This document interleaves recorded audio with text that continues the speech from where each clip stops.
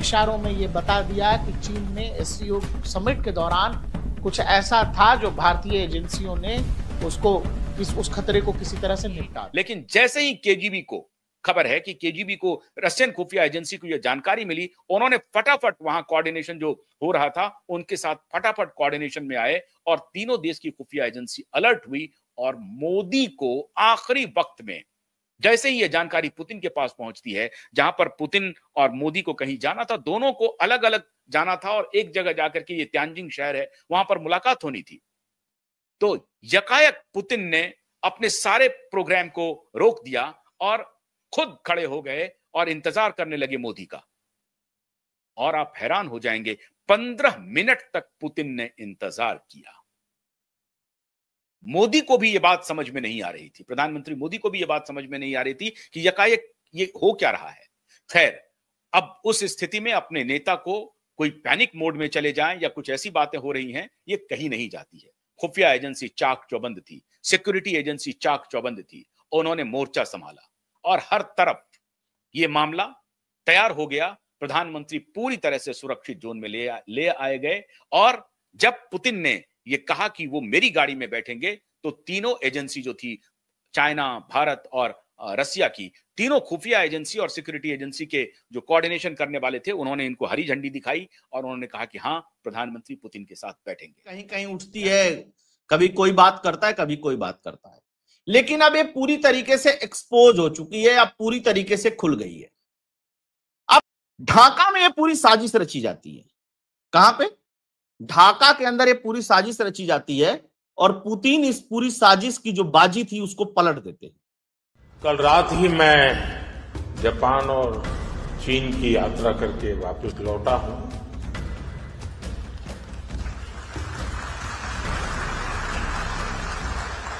आप गया था इसकी ताली बजा रहे हो, तो आया हूं इसकी ताली बजा। प्रधानमंत्री नरेंद्र मोदी के साथ वो हो सकता था जो ताशकंद में लाल बहादुर शास्त्री के साथ।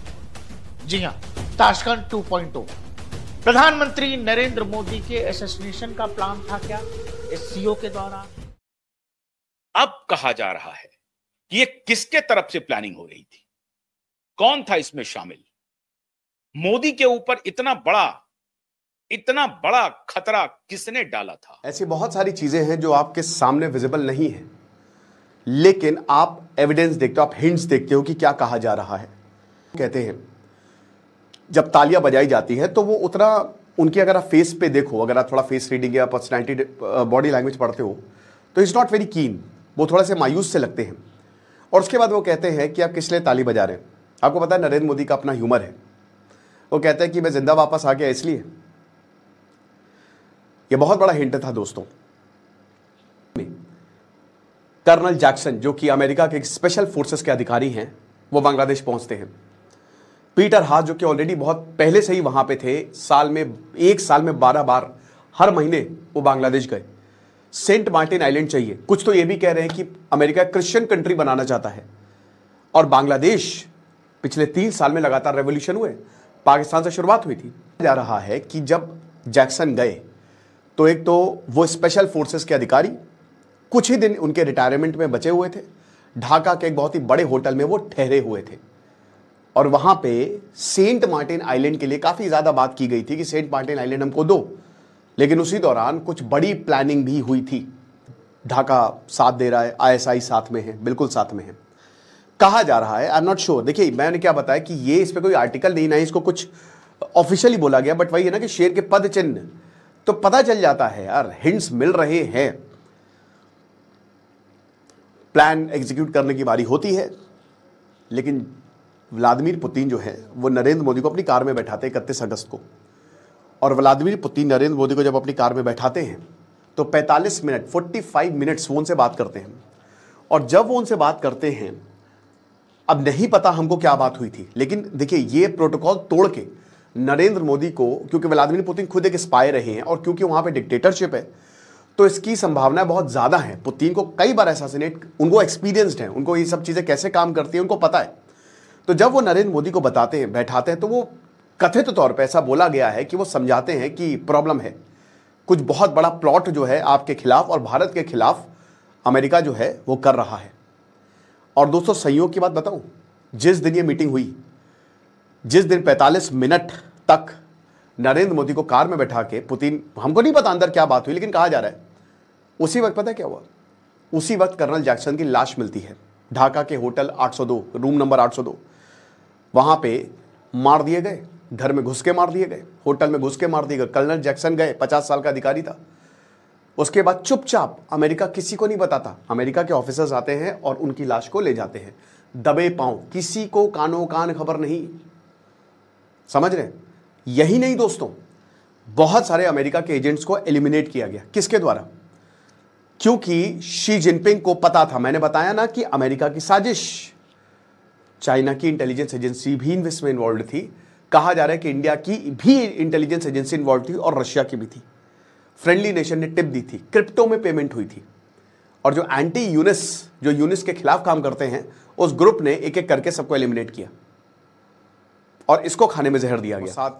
वो साथ तो खैर ही करती है, लेकिन जो रशिया की भी KGB, BRU, उन सब के लिए आसान है। नोवाचौक दे के मार दिया था, है ना, व्लादिमीर पुतिन के प्रतिद्वंदी को, पता भी नहीं चला था, लंदन में था। बहुत सारे ऐसे केसेस। तो उसके बाद जब नरेंद्र मोदी वापस आते हैं तो ये बातें बोली जाती हैं, लेकिन ये खबर दबा दी जाती है, ये खबर सामने नहीं आती है। लेकिन उसके बाद सोशल मीडिया पे ये बहस चलने लगती है कि क्या प्रॉब्लम है। अब हम सबको पता है कि अमेरिका भारत को डिस्टेबलाइज करना चाहता है पूरी तरीके से।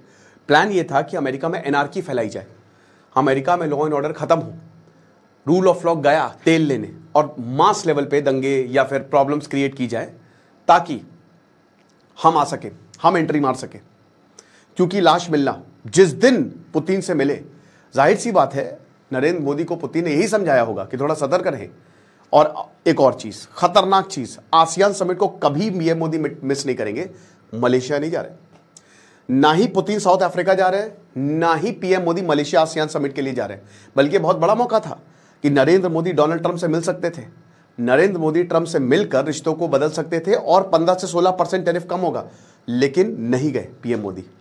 इनफैक्ट कहा यह भी जा रहा है कि इंडिया के कुछ ऑफिसर्स जो हैं वो ऑलरेडी बांग्लादेश में, वकार उज़्ज़मान जाने वाले थे, वो भी सऊदी जाने वाला था, जो बांग्लादेश आर्मी का चीफ है, वो भी नहीं गया।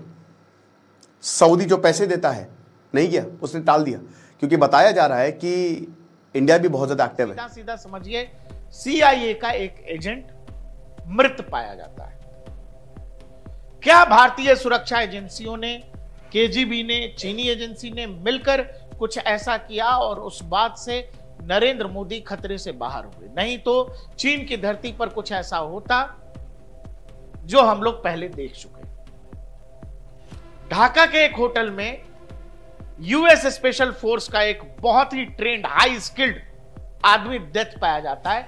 और जैसे ये खबर ढाका पुलिस को लगती है, वहां पर अमेरिकी एम्बेसी के लोग आते हैं और उस डेड बॉडी को अपने कब्जे में ले लेते हैं। और उस शव का क्या होता है, कैसे होता है, वो किसी को पता नहीं। ढाका पुलिस के उस केस को कब्जे में लेने से पहले पहले कहानी खत्म हो जाती है, एम्बेसी के लोग लेकर के उसको चले जाते हैं।